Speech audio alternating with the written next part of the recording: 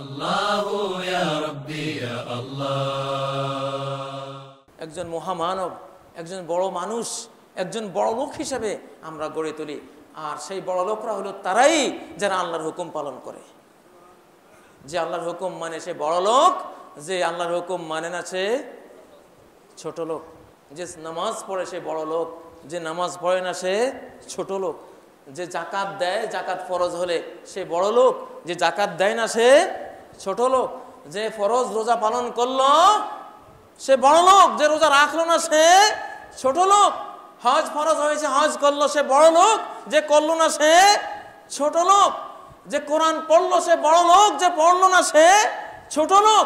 যে তাসবিহ পড়লো, আলহামদুলিল্লাহ বললো, সুবহানাল্লাহ বললো, আল্লাহু আকবার বললো, গান শুনলো না কোরআন শুনলো, কোরআন পড়লো, সেই তো বড় লোক।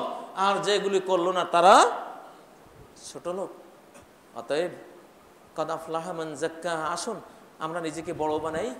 আল্লাহ তাআলা আমাদেরকে পবিত্র বানান, পরিশীলিত, পরিমার্জিত এবং বড় মানুষ হিসেবে এই পৃথিবী থেকে বিদায় হওয়ার তৌফিক দান করুন।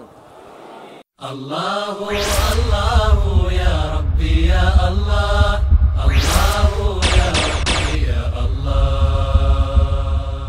লা